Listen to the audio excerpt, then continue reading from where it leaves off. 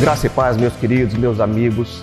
Nós entendemos que uma igreja forte é formada por uma cultura forte.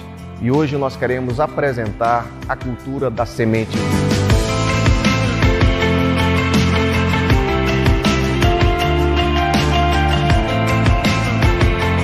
Nós temos a cultura de colocar Jesus no centro, comunicar que a razão de ser igreja é Jesus e fazer isso de forma enfática, inspiradora, inteligente e planejada. Nós temos a cultura de ser uma igreja feita para pessoas imperfeitas. A palavra de Deus fala em Lucas 5:31 que ele veio para os doentes e não para os perfeitos. A cultura da generosidade. O ato de dar está no coração dos que fazem parte da semente. E fazemos isso com alegria, mesmo com aquelas pessoas que nem conhecemos. A cultura de fazer com excelência. Isso significa dizer que não fazemos de qualquer jeito. Fazemos o melhor ou fazemos o melhor. Não existe outra alternativa. Nós temos a cultura de ver a graça de Deus em todas as coisas e para todos. Se somos o que somos, é por causa dele, Jesus. Se chegamos até aqui, é por causa de Jesus. Nós temos a cultura de fazer o que ninguém está fazendo para alcançar quem ninguém está alcançando. Amamos arriscar, ousar e fazer diferente. A cultura de celebrar o que há de bom nas pessoas. Cada pessoa tem mais coisas boas que ruins. Cada um tem mais acerto do que erros. Nós temos a cultura de celebrar o que foi conquistado e de não reclamar pelo que ainda falta. A cultura de acreditar que os problemas e as crises já enfrentadas e as que ainda virão fortalecem. E em meio à tribulação, sempre dizemos, vamos sair bem dessa. Nós temos a cultura de ser a própria cultura. A cultura é algo que somos. Cada um tem a responsabilidade de ser um guardião dessa cultura. Nós temos a cultura de não sermos movidos por cobranças externas ou pressões, mas pela autorresponsabilidade. Talvez eu não possa fazer tudo, mas eu posso fazer algo. Nós temos a cultura de saber que a igreja não é o meu negócio, é a minha vida. Ver a igreja como chamado é colocar o coração. Nós temos a cultura de servir ao Senhor com alegria. Amamos servir, é um privilégio participar. Fazemos porque nos faz bem, porque pessoas são beneficiadas. Nós temos a cultura de compreender que o encorajamento começa em mim. A cultura de encorajamento é fundamental para qualquer instituição. A cultura de não participar do time da fofoca. O que os meus olhos não viram e os meus ouvidos não ouviram, não posso falar com a língua grande e a mente pequena. Nós temos a cultura de saber que eu faço parte do nosso, que eu não sou uma ilha. O meu trabalho ou omissão interfere diretamente no sucesso do todo. Nós temos a cultura de trazer as pessoas para uma jornada ao nosso redor e não uma mera caminhada. Nós temos a cultura de delegar e não apenas jogar para as pessoas o que não gostamos de fazer. Nós temos a cultura de ter uma conduta atrativa. Precisamos ser pessoas que mudam o ambiente para melhor. A cultura de falar a mesma linguagem que promova os nossos valores, a nossa visão e a nossa cultura. Nós temos a cultura de honrar a atividade principal da igreja, o nosso culto. E por último, nós temos a cultura de não competir, mas cooperar. Eu creio que, seguindo essa cultura, todos esses pontos, nós nos tornaremos uma grande igreja nesse estado.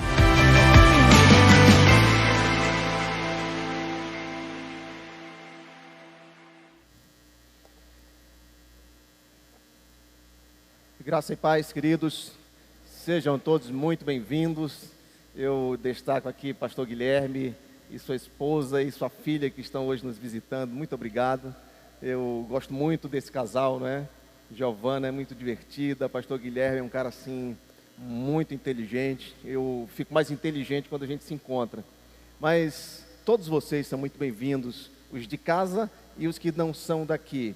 Eu tenho algumas notícias a dar rapidamente. Jaeci e Branca, eles entraram para o seleto grupo dos avós, não é? Nasceu ontem o Nicolas, tudo bem, graças a Deus, tudo transcorreu debaixo da mão poderosa do Senhor. E mais uma vez, já foi falado, mas Davidina, a moça pela qual oramos e estamos orando, ela estava entubada, estava grávida, já de 8 meses, se não me engano, e a criança foi retirada, está bem, já está em casa, e Davidina saiu da intubação, já está se recuperando, já mandou áudio para a gente, dizendo, muito ofegante ainda, mas já agradecendo as orações, e nós sabemos que o nosso Deus é tremendo. Deus ouve e responde as nossas orações. É um milagre de Deus na vida dessa jovem, dessa família. Estamos falando durante todo esse mês, e vamos encerrar hoje, sobre voluntariado. Falamos já 3 domingos sobre isso, e eu hoje também vou terminar esse assunto. Voluntariado. O que é voluntário? O que é um voluntário? Voluntário é aquela pessoa que se compromete com um trabalho ou toma para si a responsabilidade de uma tarefa, mesmo que ela não tenha obrigação de fazer aquilo. Esse é um voluntário. É alguém, como disse, que toma para si a responsabilidade de desenvolver, se desincumbir de uma tarefa, mesmo que não esteja obrigada a fazê-lo. E eu não tenho dúvidas que o maior exemplo de voluntariado que esse mundo tem foi Jesus Cristo. Jesus Cristo, ele, conforme a palavra diz, ele existindo na sua forma original de Deus, ele esvaziou-se completamente da sua forma de Deus, tornou-se um homem. Isso é algo assim que para nós é muito difícil fazermos, nos esvaziar muitas vezes de direitos, privilégios que temos, para servir. Mas Jesus fez isso.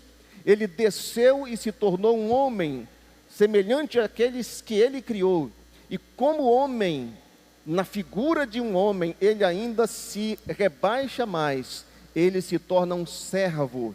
Ele serve, ele vive a sua vida para servir as pessoas. E finalmente ele morre por causa das pessoas e depois ressuscita e está reinando sobre todas as coisas nesse exato momento na presença do Pai. Jesus é o nosso maior exemplo de voluntariado. E isso nos leva a uma parábola que Jesus falou, e nós vamos lê-la. Eu não vou ler aqui porque esqueci os óculos, então vou ler aqui no telão junto com vocês. Está em Lucas capítulo 10, versículos 25 a 37. Lucas 10, 25 a 37. Nós vamos ver 3 tipos de voluntários dentro desse texto. 3 tipos de voluntários. Diz assim: e eis que se levantou um certo doutor da lei, tentando e dizendo: mestre, que farei para herdar a vida eterna? E ele lhe disse: que está escrito na lei? Como lês? E respondendo ele disse: amarás ao Senhor teu Deus de todo o teu coração, e de toda a tua alma, e de todas as tuas forças, e de todo o teu entendimento, e ao teu próximo como a ti mesmo. E ele disse-lhe: respondeste bem, faze isso e viverás. E ele, porém, querendo justificar-se a si mesmo, disse a Jesus: e quem é meu próximo? E respondendo Jesus, disse: descia um homem de Jerusalém para Jericó, e caiu nas mãos de salteadores, os quais o despojaram e espancando-o se retiraram, deixando-o meio morto. E ocasionalmente descia pelo mesmo caminho certo sacerdote, e vendo, passou de largo. E de igual modo também um levita, chegando àquele lugar e vendo, passou de largo. Mas um samaritano que ia de viagem chegou ao pé dele e vendo-o, moveu-se de íntima compaixão. E aproximando-se, atou-lhe as feridas, aplicando-lhes azeite e vinho, e pondo-o sobre a sua cavalgadura, levou-o para uma estalagem e cuidou dele. E partindo ao outro dia, tirou 2 denários, 2 dinheiros, e deu-os ao hospedeiro, e disse-lhe: cuida dele, e tudo o que demais gastares, eu te pagarei quando voltar. Qual, pois, destes 3 te parece que foi o próximo daquele que caiu nas mãos dos salteadores? E ele disse: o que usou de misericórdia para com ele. Disse, pois, Jesus: vai e faze da mesma maneira. Essa é a parábola que alguém colocou no subtítulo, que é colocado sobre textos na Bíblia, como do bom samaritano. E eu acredito que foi colocado do bom samaritano porque se pensava, e o próprio judeu pensava, que os samaritanos eram maus. Não se esperava de um samaritano alguma coisa boa. E este fez alguma coisa boa, então colocou o bom samaritano. É claro que isso não foi inspirado por Deus, são títulos que são colocados por pessoas que dividiram a Bíblia em versículos, capítulos, enfim. Mas nós temos aqui um doutor da lei, um advogado, alguém que conhecia profundamente o Velho Testamento, principalmente os 5 primeiros livros, que são os livros da lei. E esse homem, o texto diz que ele quer testar Jesus. Ele chega para testar o conhecimento de Jesus. E ele pergunta assim: o que devo fazer para herdar a vida eterna? E Jesus, como todo rabino, e era comum os rabinos responderem uma pergunta com outra pergunta, Jesus diz a ele: o que diz a lei? Como tu lês? Até para que Jesus soubesse de que ele estava falando, não é? E ele cita então um texto que está lá em Deuteronômio, não sei se vou conseguir aqui, a referência está Deuteronômio capítulo 6, 5 e Levítico 18 e 19, acho que está aqui. Deuteronômio 6, 5, amarás, pois, o Senhor teu Deus de todo o teu coração, de toda a tua alma e de todo o teu poder. E Levítico 18 diz: e não tomarás uma mulher com a sua irmã. Não é esse o texto, é 19 e 18. Levítico 19 e 18, que diz assim: amarás ao teu próximo como a ti mesmo. O doutor da lei, ele extrai, vamos ver, Júnior. Não vai dar certo, o teu grau é diferente do meu, mas obrigado. É? O doutor da lei, ele extrai do Velho Testamento aquilo que Jesus, em outra ocasião, ele disse que sintetiza a lei e os profetas. Amar a Deus e amar ao próximo é todo o mandamento. Isso inclui e abrange todos os outros mandamentos. E o doutor da lei, ele está isso também. E ele usa isso para perguntar de Jesus como ele poderia herdar a vida eterna. E ele cita isso e Jesus: dissestes bem, faz isso e viverás. Ele não esperava essa resposta. Então, ele diz assim a Jesus, como disse o texto, tentando justificar-se. Ele diz: quem é o meu próximo? Quem é o meu próximo? Ele não poderia perguntar quem é o seu Deus, porque só existia um Deus, não é? No coração de todo israelita, de todo judeu. Todos eles sabem que só existe um Deus. Então ele pergunta aquilo que restava como dúvida para ele: quem é o próximo? Já que a Deus, o único Deus, ele já tinha que amar. E Jesus conta a parábola do samaritano.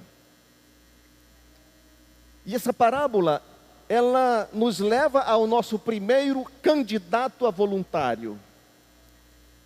O primeiro candidato a voluntário é o sacerdote. O texto diz que um certo sacerdote, descia de Jerusalém para Jericó. Essa estrada de Jerusalém para Jericó era muito perigosa, era uma estrada sinuosa de mais ou menos uns 30 quilômetros, e o texto diz que descia porque Jerusalém estava em uma altitude maior, mais alta que a cidade de Jericó, e havia muitos sacerdotes, famílias sacerdotais que moravam em Jericó, e tinham que viajar para Jerusalém para cumprir os seus turnos no serviço no templo. E provavelmente esse sacerdote havia cumprido o seu turno, ele tinha feito tudo o que a lei mandava e que o seu cargo exigia como sacerdote, e estava voltando para casa, lá em Jericó.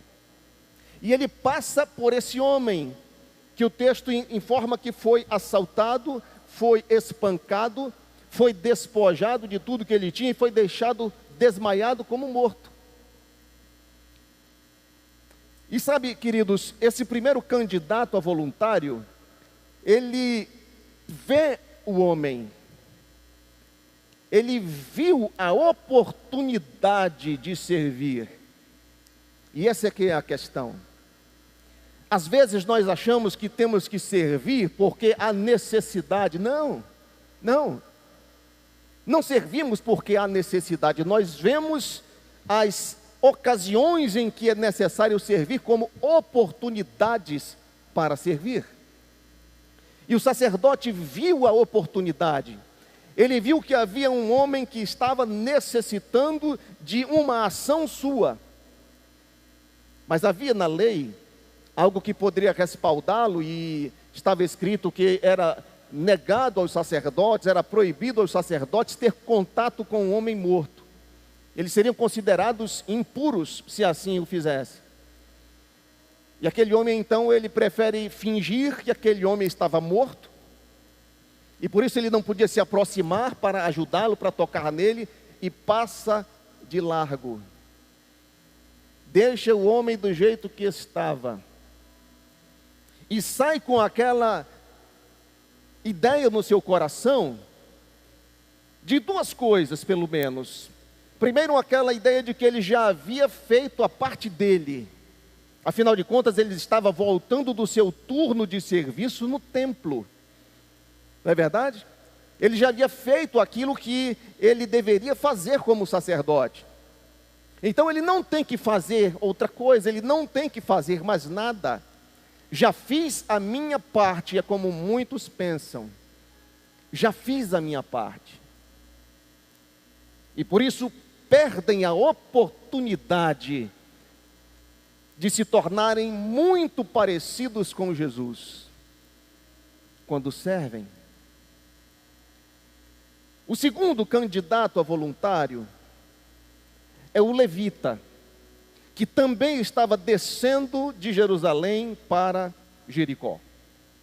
O levita, ele não tem como usar como desculpas o fato de não poder tocar em um morto. Não estava dito sobre um levita que também tinha as suas funções dentro do templo, tinha que cuidar dos utensílios do templo, ele tinha toda uma história lá para se responsabilizar. Mas ele já havia feito isso também e estava retornando para Jericó. E ele também vê o homem, perceba, o sacerdote viu. O texto destaca isso, o sacerdote viu o homem. O levita viu o homem. Mas, semelhantemente ao sacerdote, o levita também, mesmo não tendo a boa desculpa de dizer, a lei me proíbe, ele passa de largo. Ele prefere se distanciar da oportunidade do que se aproximar e servir.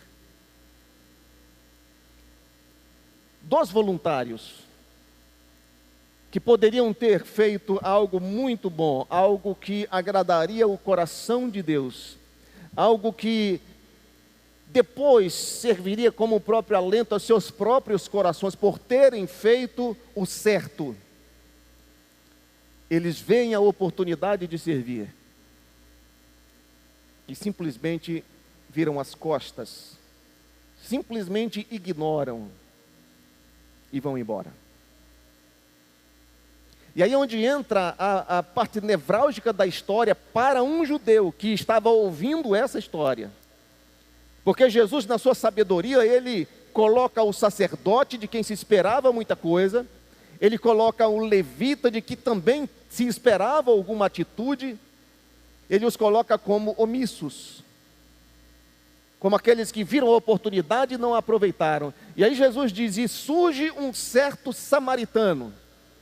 Quando o doutor da lei, que era judeu, ouve essa palavra, o samaritano, ele deve pensar, bom, se o sacerdote e o levita não ajudaram, o samaritano, esse mesmo é que vai passar o mais distante possível, porque os samaritanos, eles não eram muito bem vistos pelos judeus. Mas Jesus, ele diz, o samaritano que estava passando por ali, não disse se ele estava subindo ou descendo. E se não disse se ele estava subindo ou descendo, vamos supor que ele estivesse subindo.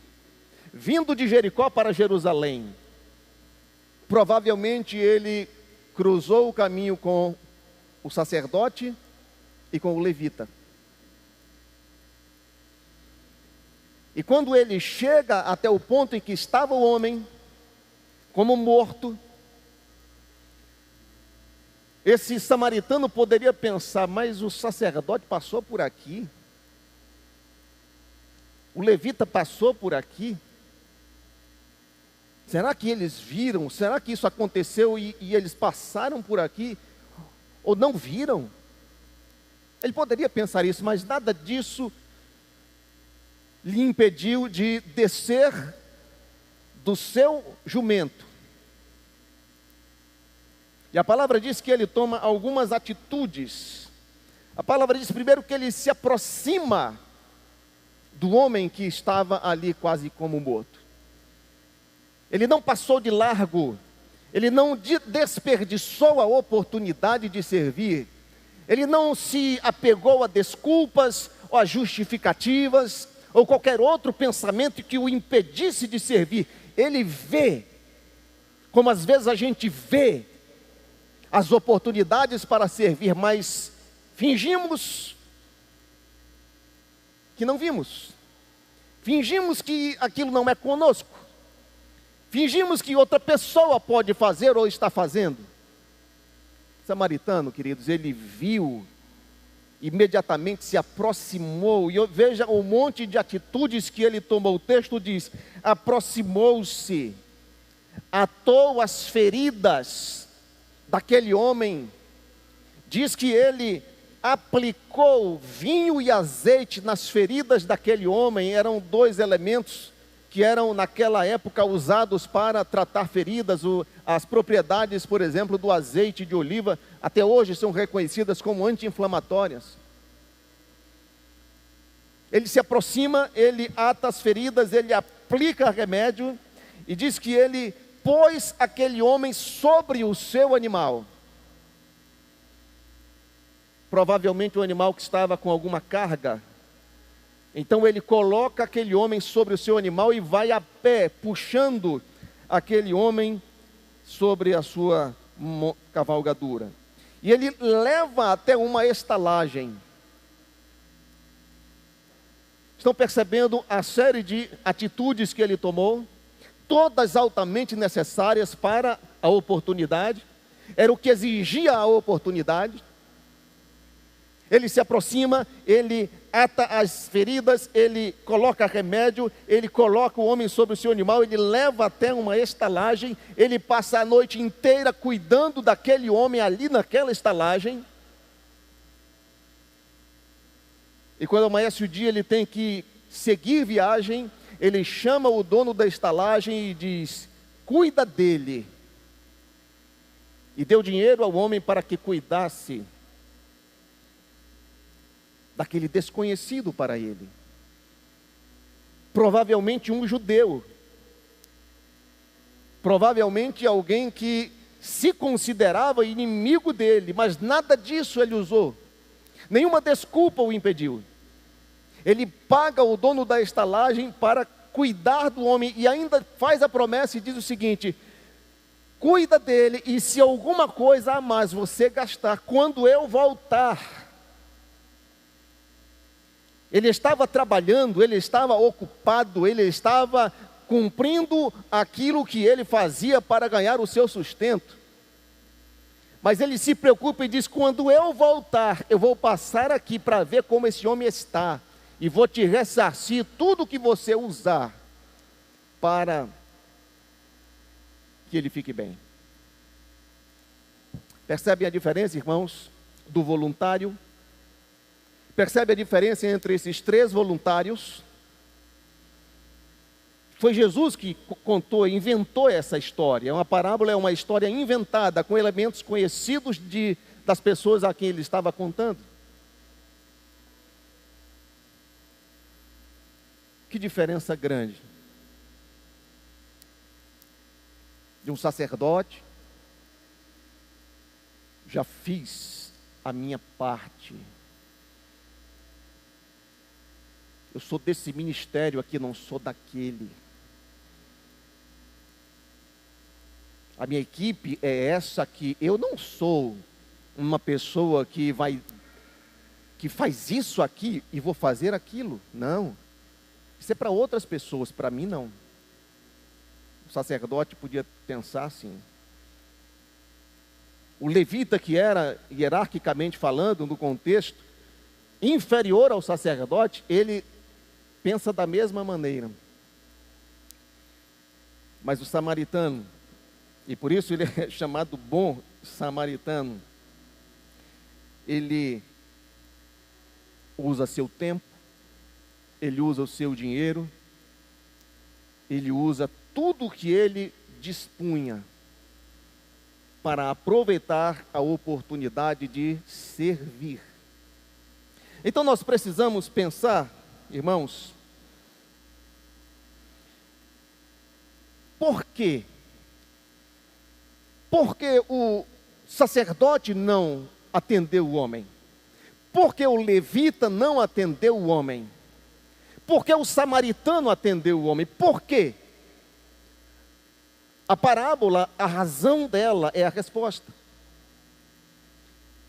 O doutor da lei, ele pergunta sobre herdar a vida eterna, e Jesus o leva a dizer sobre o que ele estava pensando. Ele cita o texto: amarás a Deus e amarás ao teu próximo. A parábola se referia a amar a Deus e as pessoas. E Jesus, quando fala desses três personagens, ele está mostrando o que é amar e o que é não amar. O que leva o sacerdote a não servir é porque ele não amava.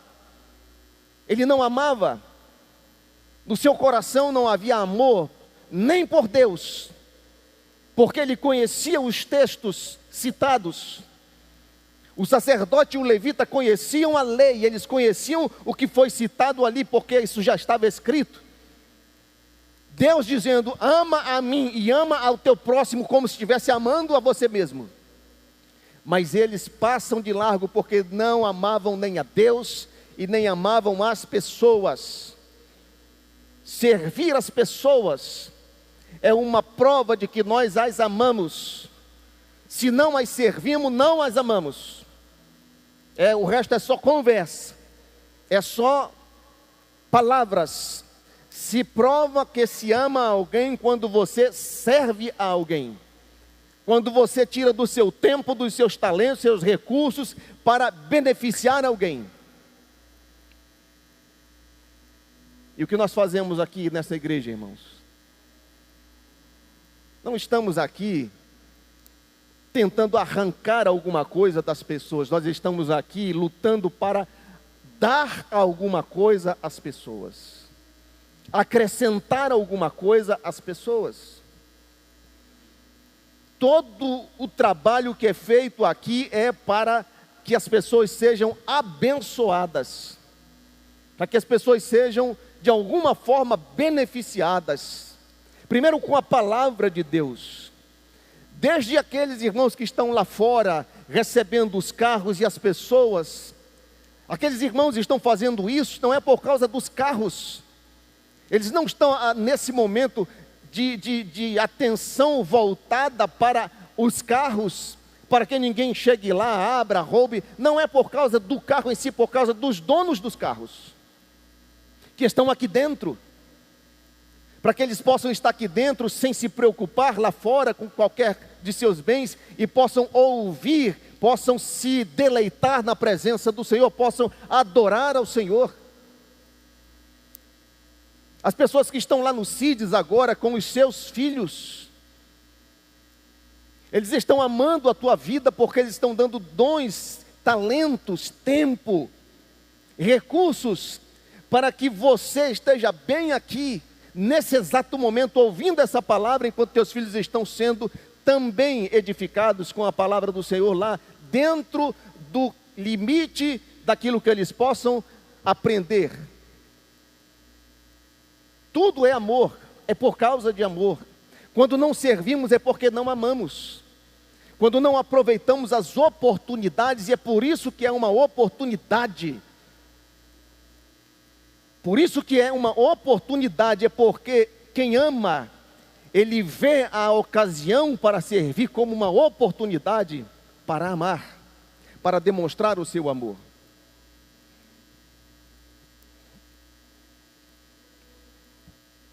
Sempre haverão os sacerdotes, sempre haverão os levitas, mas sempre haverão os samaritanos também, de acordo com essa parábola de Jesus. Sempre haverá aqueles que vão olhar a oportunidade de servir como uma bênção para si mesmos, como uma bênção para eles mesmos, porque estarão demonstrando a Deus o seu amor, porque estão obedecendo ao Senhor, estarão demonstrando às pessoas a quem estão servindo o seu amor. Sempre verão isso como oportunidade para servir. Vou pedir que o louvor suba, enquanto eu vou te falar, como disse Jesus, ele é o maior exemplo de voluntário. Jesus um dia desce dos céus à terra, porque lá dos céus ele olha para você, ele olha para mim, ele olha para todas as pessoas dessa terra, como aquele samaritano viu aquele homem morto. Jesus é representado por aquele samaritano.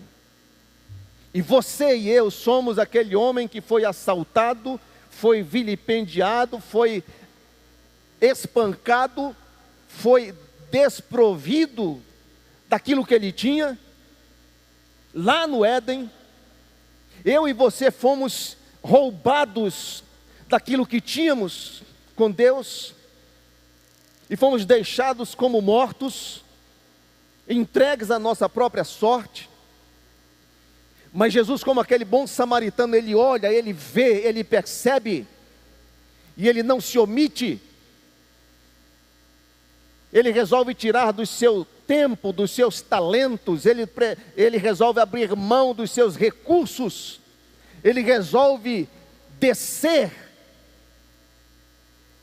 para nos servir, para te servir e a mim. Ele desce a essa terra para que você e eu pudéssemos viver, pudéssemos conhecer a Deus, porque quem conhece a Jesus, conhece ao Pai. Jesus é aquele bom samaritano que viu você como morto, mas ele resolve agir. Ele viu a oportunidade de demonstrar o seu amor, porque Deus amou ao mundo de tal maneira que deu o seu Filho. E eu quero te perguntar hoje, com qual desses voluntários você quer se parecer?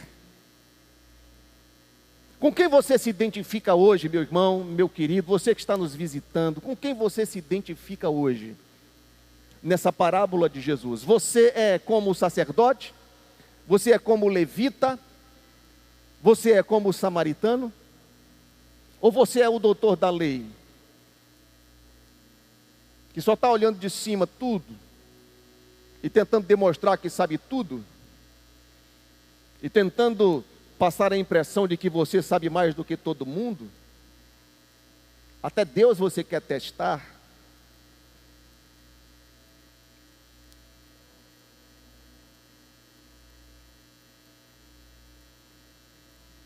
Com quem você parece?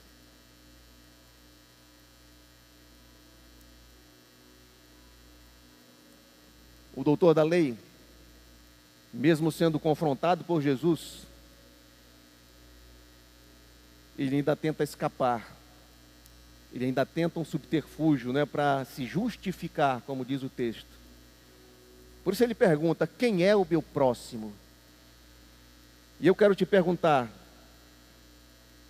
porque Jesus diz assim a ele, pergunta, quem é o próximo daquele homem que estava como morto? Ele tem que responder, foi o samaritano. Eu te pergunto hoje, meu irmão, quem é que te vê hoje como o próximo? Quem é que pode hoje dizer assim, essa pessoa me ama, porque ela me serve. Essa pessoa me ama, porque ela faz algo por mim. Vamos ficar de pé.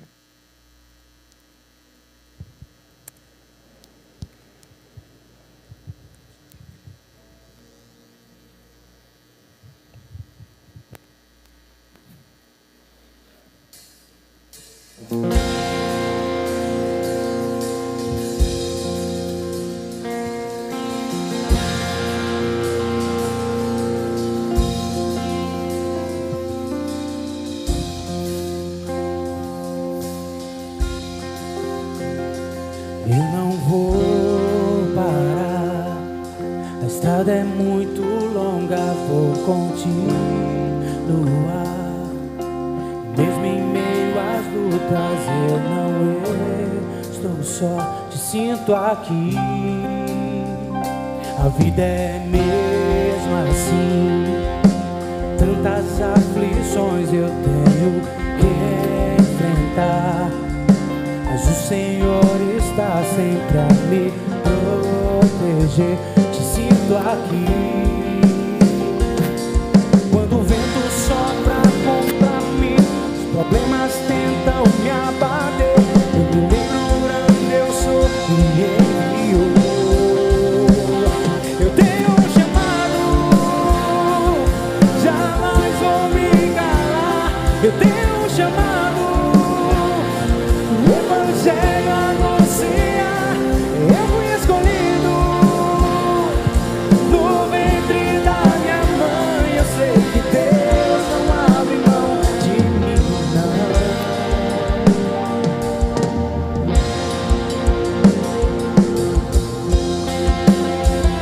A vida é mesmo assim, tantas aflições eu tenho que enfrentar, mas o Senhor está sempre a me proteger, me sinto assim.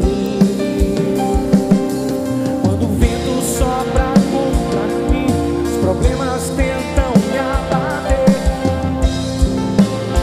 me enviou. Eu tenho um chamado, jamais vou me calar. Eu tenho um chamado, o Evangelho anuncia.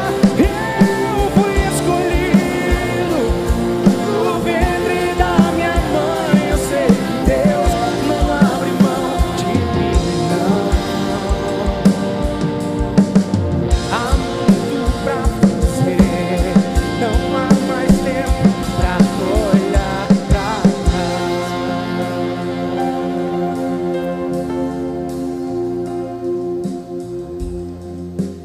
Há muito para fazer, não há mais tempo para olhar para trás. Mas eu quero perguntar a você que nos visita hoje, você que não ainda tem uma experiência com Jesus, você que ainda não, em algum momento da tua vida não disse assim, eu quero servir Jesus, eu reconheço Jesus como o Senhor da minha vida. Você que nunca se reconheceu como aquele homem à beira do caminho, desprovido da graça, da glória de Deus, morto. Eu quero te convidar hoje a ver Jesus como esse bom samaritano que desce do céu à terra, olha a tua necessidade como uma oportunidade de te amar e te servir. Ele vem e morre naquela cruz para que você viva, e Ele deixa você na estalagem, Ele deixa você nas estalagens espalhadas por essa terra que é a igreja. Jesus chama você da morte para a vida e te coloca no lugar para você ser cuidado, tratado.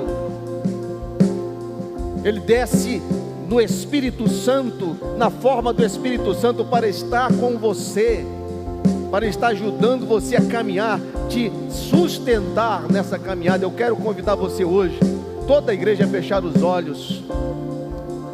Eu gostaria que você quer ter essa experiência com esse Jesus que te ama profundamente e que veio a essa terra abrindo mão de tudo por você.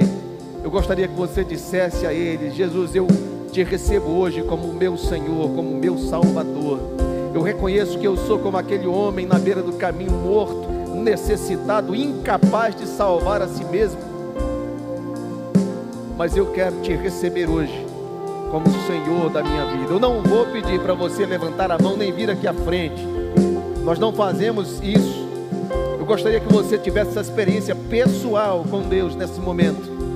E peça para que Jesus entre no teu coração e a partir de hoje venha reinar sobre a tua vida, em nome de Jesus. Mas eu quero também falar com você que já conhece o Senhor, já foi retirado da beira do caminho e já foi tratado, as suas feridas já estão sendo curadas e tratadas na estalagem, nesta estalagem. Lembra o que Jesus falou para o doutor da lei no final? Ele diz: vá e faça o mesmo. Vá e faça o mesmo. Então hoje eu quero te fazer enxergar a oportunidade de retribuir aquilo que foi feito por você. Você foi amado, você foi cuidado, você está sendo, mas você precisa retribuir isso. Como? Fazendo isso a outras pessoas, cuidando de outras pessoas, servindo a outras pessoas, descendo do seu cavalo, descendo do seu jumento, colocando alguém que está precisando de uma ação tua, servindo em um dos ministérios que essa igreja apresenta como oportunidade para você servir. Você não precisa ter dons especiais, talentos especiais, porque você entrando numa dessas equipes, você vai ser orientado, você vai ser ensinado a como servir, a como ajudar, a como ser útil a outras pessoas. Eu gostaria que você saísse daqui hoje consciente disso. É oportunidade de mostrar amor, é oportunidade de amar, é oportunidade de devolver a alguém o mesmo amor que você recebeu. Se você recebe um sorriso lá fora quando chega com o seu carro, retribua isso também. Se você tem filhos que são cuidados enquanto você está aqui, retribua isso também. Se você é abraçado quando chega aqui, abrace alguém também. Não seja um sacerdote, um levita, não seja um doutor da lei, seja como Jesus, que não mede esforços, como aquele bom samaritano não mediu esforços, não pensou em desculpas, não pensou o quanto ele era alguma coisa, ele simplesmente desce no mesmo nível daquele que se apresenta como uma oportunidade para que ele sirva. Hoje você tem a oportunidade de fazer isso. Estamos encerrando esse tema nessa igreja. Hoje é a última vez que estamos falando disso, pelo menos até final do ano, como um mês inteiro. Então não deixe passar a oportunidade de servir. Você vai ver como isso vai fazer bem ao teu coração. Você não vai sentir aquele remorso do sacerdote, do levita, que passaram de largo, mas ficaram pensando: eu poderia ter feito alguma coisa. Amém? Amém, queridos? Ame porque é para amar que nós estamos aqui. Ame mesmo, porque é amor que você tem no teu coração. Então demonstre isso de todas as formas possíveis. Quando o vento sopra sobre mim, me lembro o grande eu sou, me enviou. Eu tenho um chamado, jamais vou me calar. Eu tenho um chamado, o evangelho anuncia. Eu fui escolhido.